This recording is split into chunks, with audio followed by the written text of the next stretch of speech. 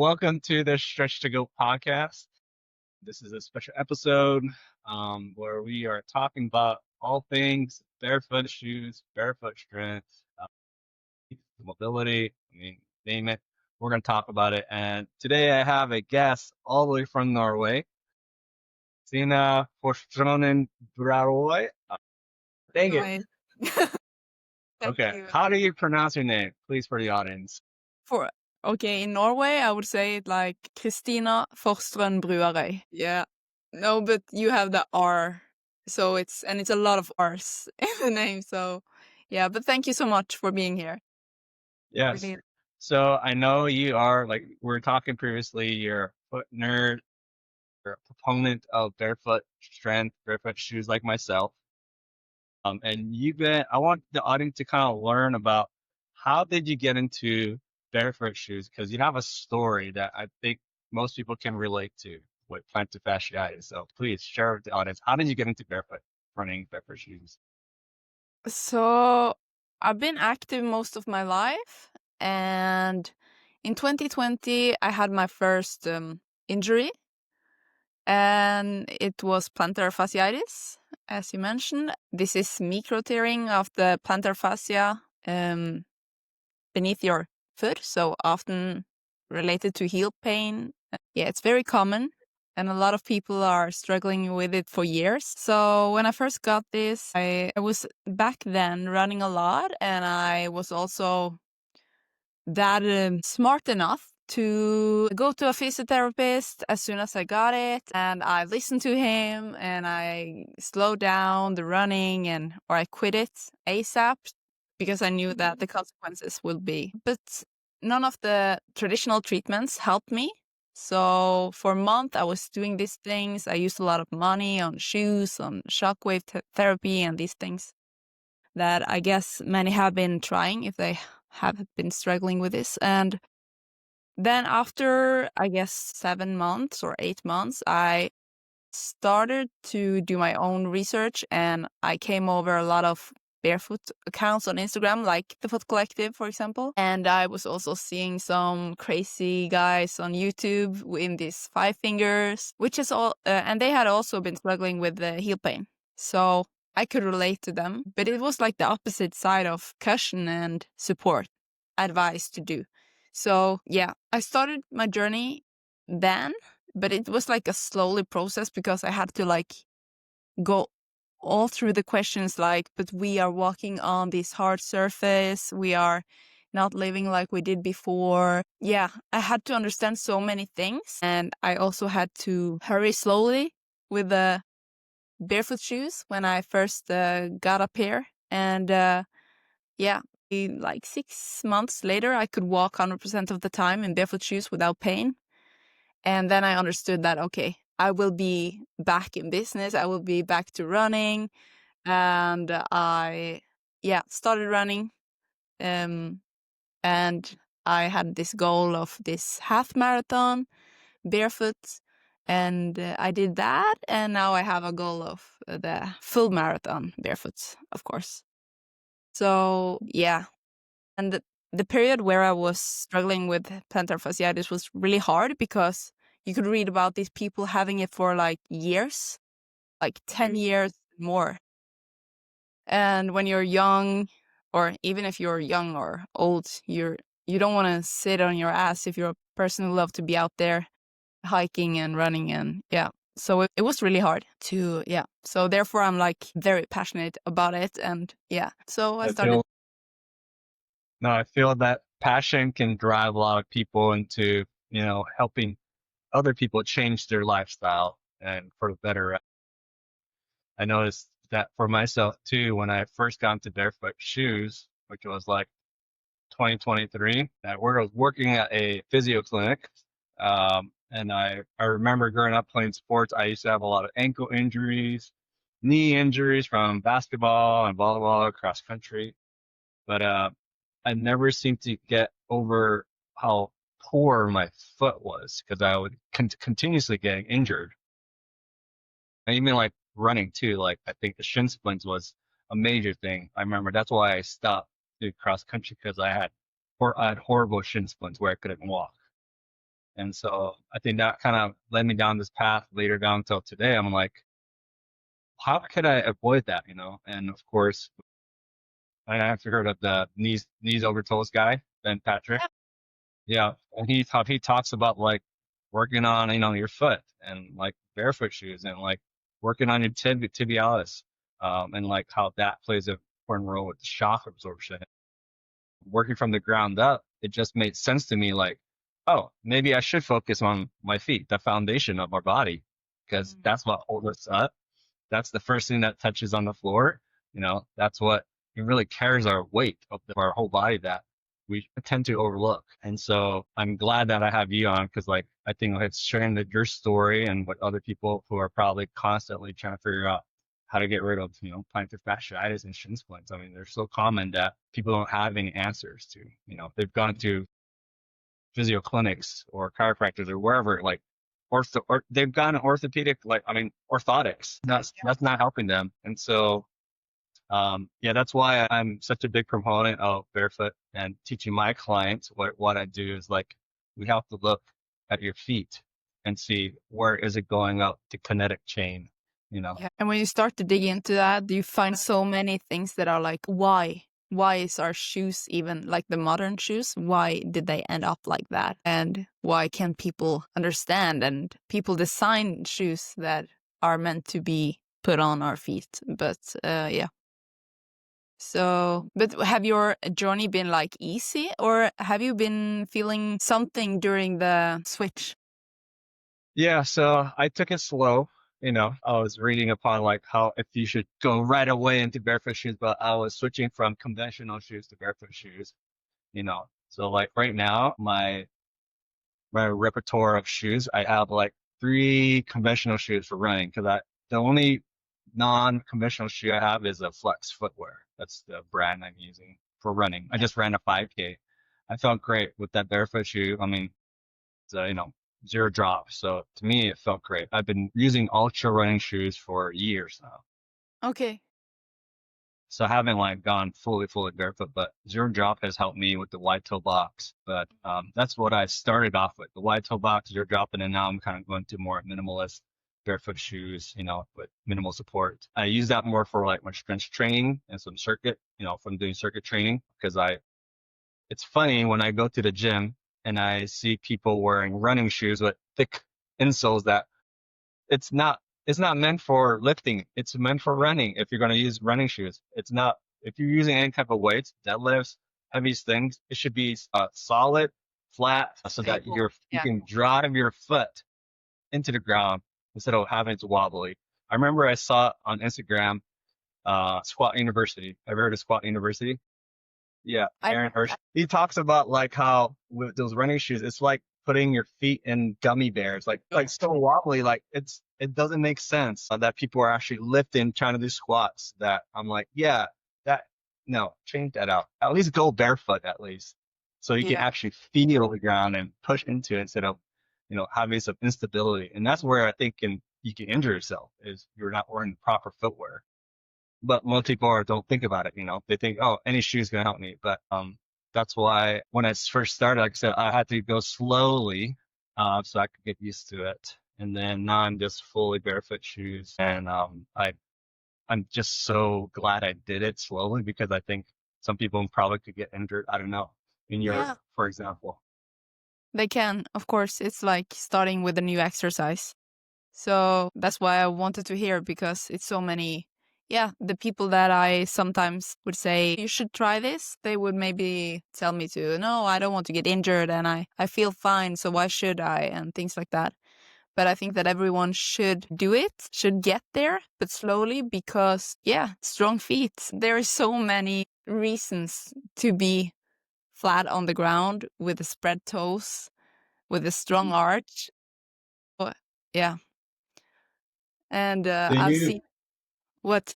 I was gonna ask you, like, do you ever have to, when you're talking to, like, say, your friends or like people that you're working with, you know, people in community, are there some common like things that people are always tell you or excuses or reasons not to try barefoot that you have to help them overcome? Yeah, I find that they find a lot of excuses, and I can't see why, but then they're not just motivated or open to try it. But I still try to make them understand. But typically, the surface, like we're walking on asphalt and things like that, or I'm fat, I'm heavy, I need to have some cushion because it's a lot of weight, or I don't have any problems with my feet. Yeah, we're not living in back in the days where we died when we were 20. So many things. And I'm like, okay, this is going to be a long evening. But of course, I've been thinking of these things myself because we've been learned to think that way. So I can understand that they're thinking what they're thinking, but I can sort of see when they're open to change their mind and not. So I was open because I was injured and I was desperate for a solution. But maybe if I wasn't injured, I would maybe be like, no, I have a high arch, so I need support of that arch. So yeah, I can see how it's difficult to understand in the start. Mhm. You need to feel it, maybe. It's another thing I think I have to help people overcome with shoes. Is like I tell people like Nike and like these Adidas, I mean Puma, there's all these big brands. They're not footwear brands. They're clothing brands. They didn't first create shoes. I guess their intention is that they created shoes for, these athletes, but nowadays athletes are getting injured more than ever. Like it's like, what are they doing? What kind of footwear are they wearing? Is it restricting their mobility? Even before that, how strong is their feet in that shoe? Because if you have something weak True. that can't hold, force, stopping, jumping. I mean, there's so much things that athletes use with their foot. Like feet is not strong, and you're in this restricted thing that's supposedly supposed to help you with your performance. I think that's where we're seeing a lot more people getting injured, athletes. And I was on a podcast with have you heard of Chong Shi? He's a secret of athletics. He talks about hyperarch fascia training. So Okay. he works with athletes with fascia, but he is talking about how the fascia and like because he talks about barefoot shoes too and barefoot foot.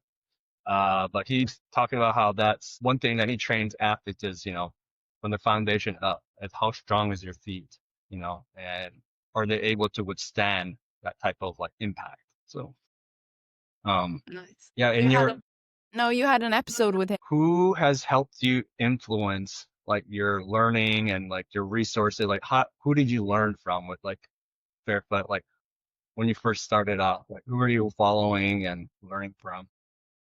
I've been following so many people, and I'm quite bad at. Oh, sorry. I'm quite bad at names, but of course, the Foot Collective was one of the first accounts, and Foot Function, I think. And then you have the one that just released his own pair of barefoot shoes. My God, he was on YouTube, and he had plantar fasciitis, and then he started to run with Vivo Barefoot. What is he called? Andrew Foltz. He was just like, in the start, I saw a video of him, but I haven't like learned from him later. And I did also do the foot therapist study in Norway. That's the closest you get to podiatrists in Norway. So because we don't have that study here. But when I started there, I had already learned a lot, that was also, more in a different direction, but of course I learned a lot there too. But I find the things so spread, like Irene Davis. She has also been in a podcast with, different, like the Foot Collective too, but I heard her in another one before that. I don't know. When I started this, I was just searching for barefoot on Spotify or the podcast app, and I just listened to everything. And I do not follow that many people on Instagram, but I save a lot in my, I have this order of things. So I don't know. Do you have any favorites? Like the spacer mobility, toe spacers. Yep, they're based in Canada. So definitely, I use a lot of their products, like the toe spacers, and then like their 8 ball that they have. So like they have like these 8 ball to foam roll your bottom of your feet. Yeah, rock spacer mats. Like I said, knees over toes guy, Ben Patrick. I've been following him for years because, with his background in basketball, and like she just teaches a lot of like great mobility and flexibility that I can incorporate with clients. I have dabbled around with Foot Collective, so like I see that they have a course they can learn, right? Become a Yeah. foot nerd, not so that's great. They're based in Australia, but it seems like I might be wrong, but more and people in Europe are into barefoot shoes than here in America. I don't know, but I just feel a lot more people in Europe are more aware of barefoot shoes. Or there's more companies and brands that have barefoot shoes rather than here in America. But I might be wrong. Maybe. I feel that east of Europe have a lot of brands, also with the big toe box or wider toe box, but maybe not as flexible. But Norway no, we're not that good, not at all. But we don't have any barefoot shoe shops, for example. You have to go online. But Sweden have more, and I was on a event this year? Yeah, this winter. And I met so many nerds. And I forgot to mention that I feel that I've learned a lot through conversations on Instagram. And there is one guy that had this, he always stand with this rope. Like the rope flow? Yeah, he is not. Yeah, he is talking about the foot and the tripod. David something and Renee. Yeah, okay, it's a lot of accounts. Yeah, what was your question? Oh no, I was just asking like like how Yeah, if it's like really big in like Europe because like um you know here in America like it's probably not as big than let's say else like in Europe.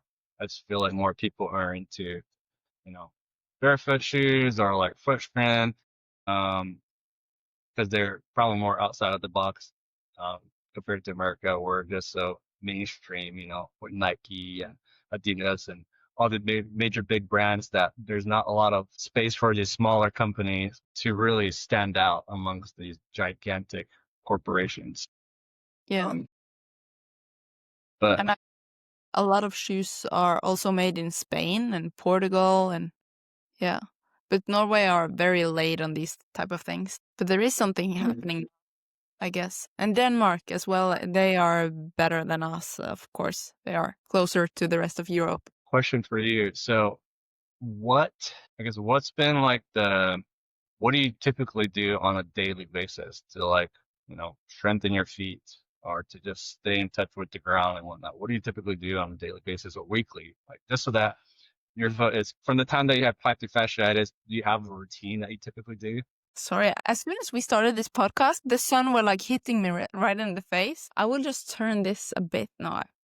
Okay, it doesn't help. Anyway, so I think it's a big question, not for me, but when people ask me like, just give me like one tip.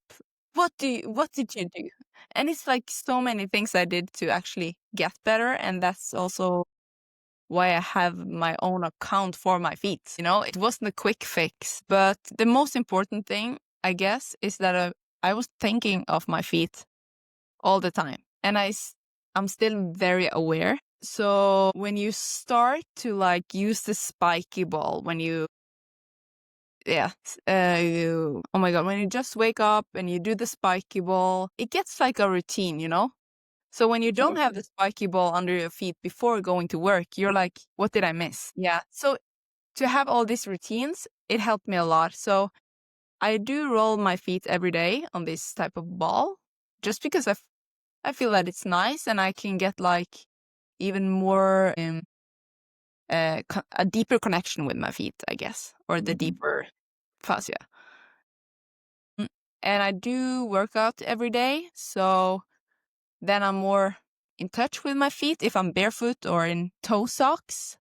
I guess I find being barefoot or in these toe socks more like you can see your feet and then you care more.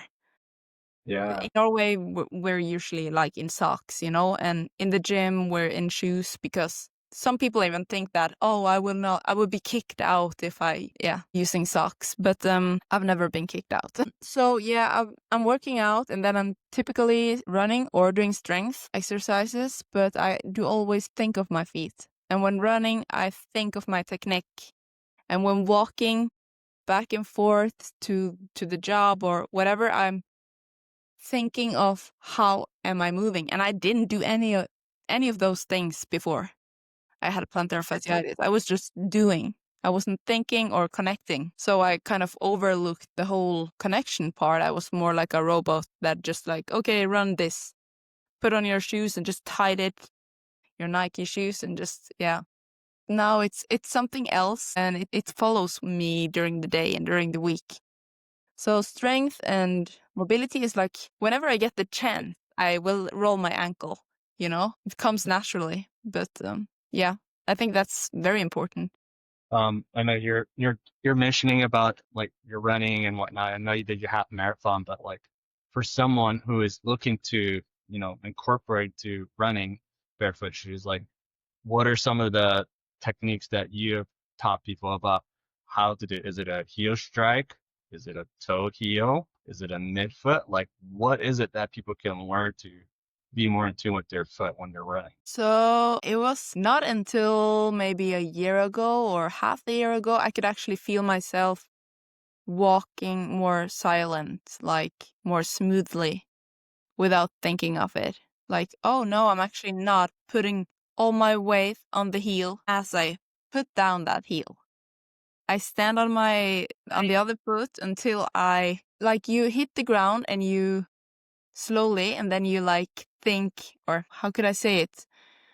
I've seen some very great photos of this, but you feel the ground before you put weight on it, if that makes sense. Okay. When you're walking. But when I'm running, usually landing on the outside of my foot, and then I roll inwards and I push out from my big toe. But it's all like, it's not just the foot, you know, it's the rest of the body. And of course, switching to being a heel striker to a forefoot striker was, yeah, my Achilles and my calves didn't like it in the start, and they still have to get stronger, and it will take years. So it just, yeah, how it is. But I find myself being more, I'm not so hard on the touching the ground. I'm more smoothly moving. Yeah. And that's something barefoot just forces you to do, because it will hurt if you kick that heel. Yeah. Yeah.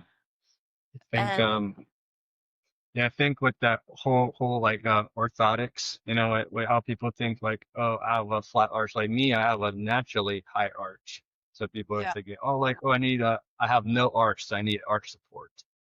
You know, I mean, do most people need it?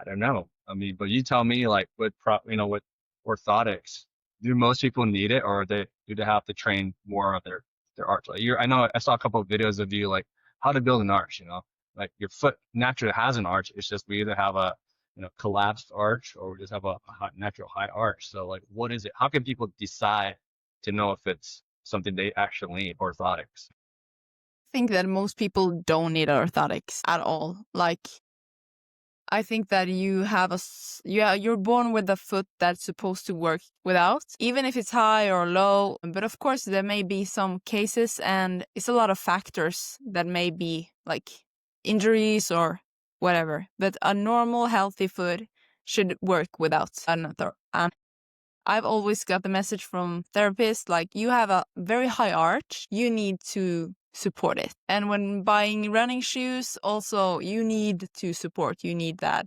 And I'm born with a high arch, so naturally looking high. But that didn't mean that I was strong, because before I got plantar fasciitis and started the whole barefoot journey, I couldn't get the contact with it and lift it like I do in some of my videos on Instagram.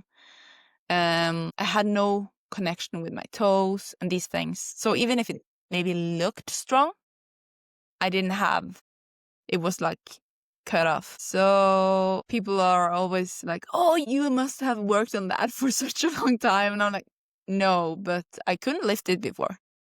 But it's been high all my life. So I guess it's like, if you're born with a body that's easily getting strong, you can maybe have like bigger biceps than another guy, but you can still have bigger biceps. You know, you can still be as strong as you can be, you know?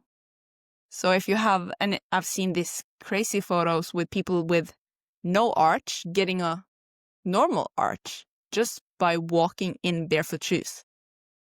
That's crazy.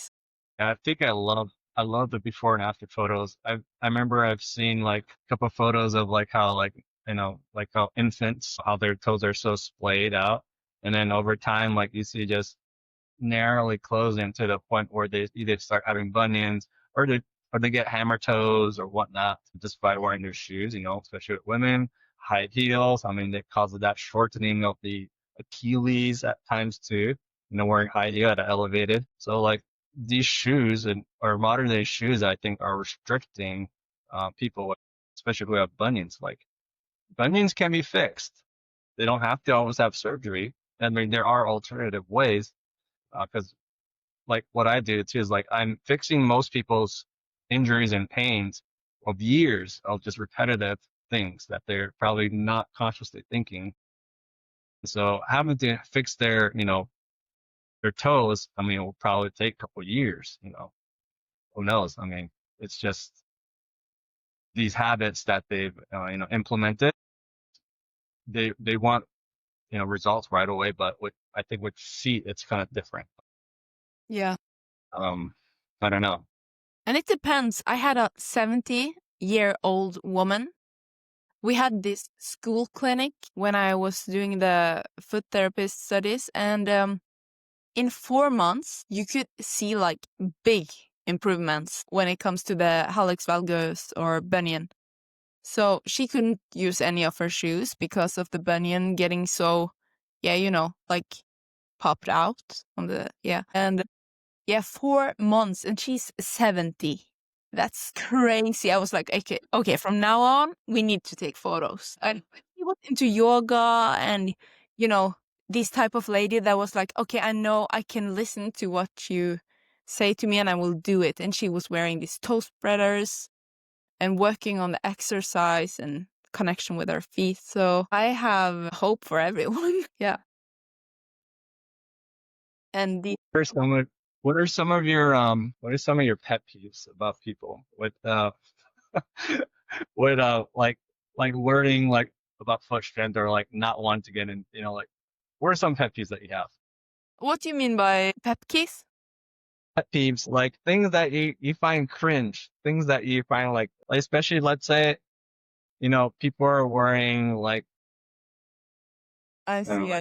do you find, I mean, toe socks? Okay, toe socks are we're used to it. I wear toe socks, you wear toe socks. Yeah. Some people find that kind of weird, like, you're wearing socks with toes. I'm like, yeah, it's free. It moves around freely, your toes. Because even that, too, I didn't think like how my socks are restricting my toes to the way it is. I'm like, yeah, that does make sense. I should wear toe socks if I'm wearing barefoot shoes because it doesn't make sense if I'm wearing regular socks in a barefoot shoes. It's still being restricted by not being moving freely. So yeah, I think that's to me like one of my pet peeves is like when people are, wearing socks or like wearing shoes like myself and into barefoot shoes. I think that's kind of like if you're gonna live the barefoot lifestyle, you should be barefoot shoes, barefoot socks. Like it makes sense. I do get a bit like almost angry when I see barefoot shoes that are not barefoot, Because it's a lot of barefoot shoes now that they are not allowing the straight big toe. And they are pretty narrow. So yeah, and some people have narrow feet, but they still should be allowed to have the straight big toe. Yeah. But when it comes to these type of things, I've been turning all around. Like I find it not masculine to wear narrow shoes. I'm like, weak toes. When I see people on the bus, I'm like, oh no. But I don't find any of I want to go like all in on the toes and colors and So, but I'm not a fan of these not barefoot shoes. I think I know what you're talking about. So like, let's go over together what makes a barefoot shoe. Because like you're saying, there are out there on the market of saying barefoot, wide toe box. Because wide toe box and wide shoes, two different things. Yeah. You can say wide wide shoe because it's just the width of it, but the toe splay is not wide. It's just for wider feet. The toe box is one aspect of the barefoot shoe. It needs to have a splay. It should not be. It should have room for that big toe, like you're saying. 'Cause the big toe plays a big important part of a lot of things, right? The way we step, the way we move. In athletics, the big toe is what really propels us forward, and really gives us, I guess, that big toe mobility is important, right? What other aspect of barefoot shoes? What makes a barefoot shoe? What do you think? So these standard things that are usually mentioned is the wide toe box, as you mentioned, and the flexibility. So you should be able to squeeze it like a sock almost. The third is the zero drop or flat thin sole. So yeah, and what I just hope for when it comes to people starting this journey is that they know that you need to find your barefoot shoe. You may not be in Vivo Barefoot because you have a 25 centimeter long feet, but the width is like 11, you know? So yeah, every barefoot shoes is not for everyone, out there, I guess. How do you, how did you come to find out what shoes worked for you? Just trial and error? Like buying a whole bunch of barefoot shoes, like, okay, no, this one doesn't work. I have tried some pairs now, but as we don't have a physical store in Norway, I have had to order and try on, but I was pretty lucky with the first choice. I bought it secondhand. It was Vivo Barefoot's Primus Trail something, and I loved it. It looked like a bit like Gorp Core kind of vibe. And I don't know, it just fit perfectly for my feet, and I guess I hadn't been in barefoot shoes before, so I don't know. And so I've been a fan of that model, and now I'm using a lot of these field grounds, which I have both in sneakers and winter shoes. I've tried the Barbarics, which I also find pretty nice for the starters, the new people coming into this world, because it have like a bit thicker sole. What else? Ultra, of course, but they're not like barefoot, but they're still quite a good transition shoe. What else have I tried? The Skinners, which is a sock. Have you heard about them? It's a sock. Look at it. Okay, I'll look at it. Of course, the Five Fingers. Yeah. Vibrant. Yeah, okay. That's a classic to jump into. But on the event in Denmark, but also in Sweden, I've tried a lot of brands, and I feel some of them are more stiff. I did like the Lems, though. They were very comfortable. Really? I guess they're very nice also for the people that just have started with barefoot shoes, because they have a bit more kind of support. I felt a bit more comfort in them compared to many other super thin. Joe Nimble. Oh my God, there are so many brands. Yeah, that's true. I've seen those around. Do you wear Joe Nimble shoes, or do they have sandals too? Or no, it's mostly shoes. Because I know some brands like which one? Like Vibram. I mean, not Vibram. Vivo Barefoot have sandals. I'm trying to think which others. And it's also some barefoot sandals brand, plenty of them. And I do have X0. Zero shoes, yeah. But just the sandal ones. Yeah. And you? Zero shoes. I have zero shoes. My first pair I ever got was the Wittens. They're based off. I tried those. I mean, they're not wide toe box, but they're barefoot. They're very minimal, so they kind of helped me get into that flow of just minimal padding. So I wore those out for. I mean, I still have some, but those two, the Flux Footwear. So that's the barefoot running. They still have it's not a zero base. I mean, it's a zero drop, but I would say like good enough cushioning. So this Flux Footwear, that's what I ran with my 5K. I just got a Field Grounds shoe, actually. Sneaker lot? I literally got it in the mail a couple days ago. Let's see, what one is it? It was the Horizon one. It just came out. It's the Horizon color. It's the Move one. It's like it's more for like athletic wear, But yeah, so I got those. I haven't got the boots yet. I want to try all the athletic type of barefoot shoes, and then I need to get some casual barefoot shoes because I Yeah. don't have any. But I haven't really tried Vivo barefoot. I've tried the live ones before in the past, and then I'm trying this Lono footwear. They're based out of China. No, that was the brand I was thinking about when I talked about the Foltz, Andrew Foltz. I think he's the one But starting it. I don't know. He's been branding it in some videos, and this guy was one of the first videos I saw. Yeah. Okay. I'm not going back to the whole thing, but this was the brand that I was thinking about. It's a bit new, right? yeah, it's Lono barefoot. I don't know if you can see it. Yeah. Yeah, up, yeah, yeah. They're pretty cool. It's right there. My shoes are literally over there, but but yeah, I'm trying out more for like say my cross training lifting. Just want to see how it feels because I'm eventually I want to have them either be a sponsor or showcase some shoes. Gonna see how it works, with people. Because like I said, I think not, I agree too. Not everybody's gonna have one type of barefoot shoe that's gonna fit them. So that's why I like to try out these barefoot shoes just to know what it is. Because all I've had was the zero shoes, the flex footwear, and then like the within shoes I've used. But the field grounds and this Lona footwear is like something that's really new to me. So I'm kind of diving into more barefoot shoes. Cool. I I have tried another that. question. I have another question for you.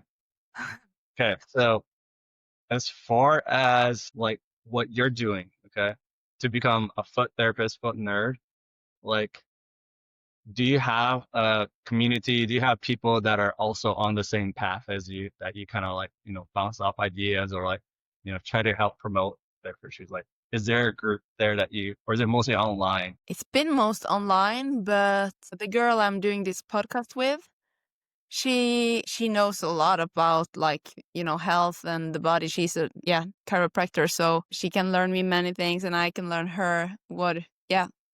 So I've been sparring with her and also we have some sandal runners, especially one guy in Oslo. He's crazy. But there is like just a few people in Norway that I actually like meet and have this like forever conversation about how we're meant to move and these things. But actually there is a race in Oslo in May. It's called Holmenkollstafetten. It's you're on a team. And I think actually it's the biggest race in the world. Like it's 60,000 people. Because what's it called when you deliver this stick? You know? It's not like a marathon, but it's like you have a team and then Okay, but either way, I have me and Mari, the podcast girl, we have just signed up for a barefoot team for this. So we No are way. 15 people. And I'm shocked that we could find so many people in Norway that want to run barefoot on this event. That's That's great. Yeah. Oh my God. I look forward. And I'm gonna design these t-shirts and we're gonna look like something crazy. So there is a few people here, but not many. No. yeah. Was that the hardest thing is like when you're hiking and I see you like with your video, like you're hiking these mountains barefoot. Like, I mean, isn't it like, I don't know. I mean, I think grounding is another thing I haven't got into is grounding, like how important that is. Like, is that a real experience? Like when you're actually touching like earth and like I said, hiking thousands of kilometers up in the mountains, like, or even anywhere.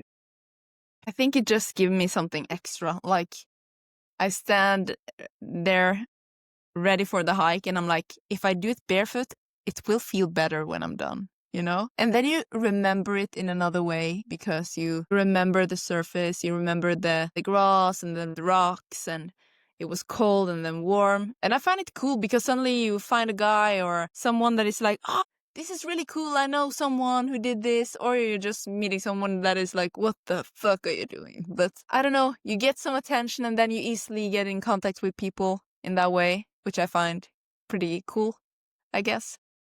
Hmm. And I was in the north. Yeah, I was in the north in Lofoten. I don't know if you've heard about it. It's in the north of Norway. Very, very, very nice mountains. And I was hiking my first barefoot hike with a guy I met there. And we met a Spanish family and they were just like, "What is it with you? We just met another guy walking barefoot here." And I'm like, "Oh, I need to find him." Yeah. So suddenly we were 2 people walking barefoot on that hike. So I guess there are someone out there, but they're maybe not talking as loud as I do about it. So yeah. Yeah, that is so cool. Yeah, so I know I want to definitely hear a couple of your stories down the road. With your adventure at this race that you have. I think it'll be cool to see that documentary. You should do a documentary, who knows, about it. But for my audience who want to learn about barefoot training and barefoot strength, especially what you do, how can they contact you? How can they learn what you're doing? Can you share with us contact information if they want to learn more about, how to become a foot nerd, foot therapist? Because people are listening from all over the world. So go ahead. I am pretty good, would I say, myself, to answer people on Instagram. And that's where I'm hanging mostly when it comes to foot health. So just by walk barefoot. Yeah. And just DM me and I will answer. Yeah, cool. And then where do you think most people should learn about barefoot strength, barefoot shoes? Like, what's a good source of information for someone who wants to get into it? Let's say like they're brand new. Where do you think people should go to first to like learn more about it? Do you have a resource or like a place that you send people to, learn about barefoot strength or barefoot strength and all that stuff? Usually not. But I think that when I was starting this, I find the videos very informative. When you could like see someone explaining how your body moves and how they should move and physically like pushing your shoe, like your stiff shoe compared to the barefoot shoe. So I would say YouTube or Instagram when it comes to videos, and you easily find the accounts where they have like a lot of nice information, I guess. Yeah. Like your account, you share some barefoot or you are barefoot on your videos? Yeah, I'm trying to push more barefoot content for sure. Barefoot shoes. I mean, like I said, most of my shoes I have they're all barefoot, but I'm gonna start posting more on my, what type of barefoot shoes, showcasing them on my podcast as well too. So there's a big audience, I'm sure, because people are either, living holistic health lifestyle, fitness, so they're more in that mindset rather than someone who like looking about, I don't know, anything else but barefoot. I think they might, find more things to benefit from. I think the journey for everyone is like, it's more important what you learn about how it feel yourself, like rather than the videos and everything. That's like the second thing. But first, like take your socks on and go with a garbage barefoot and just like feel how it is and check if your big toes can meet, at the same time as your heel is together, like this. It will be. Yeah. So I think it's start with yourself, like just watch, feel, try new things, balance. Yeah, think of how you're walking, and then you start asking questions for yourself and you'll find the answers, I guess, online. Cool. So, Christina, thank you again for hopping on to this awesome podcast. Appreciate you and your time. Like I said, I'll definitely put your information there on the show notes. Those of you who are listening to Stretch to Go podcast, we release podcasts every Friday, 7 a.m. Eastern. And hopefully I can push out more content on barefoot strength and barefoot shoes, because I think this is something that people should pay attention to when it comes to their health and fitness overall life, because everything does start from the ground up. So thank you, Christina, for hopping on. Thank you so much. Nice talking to you.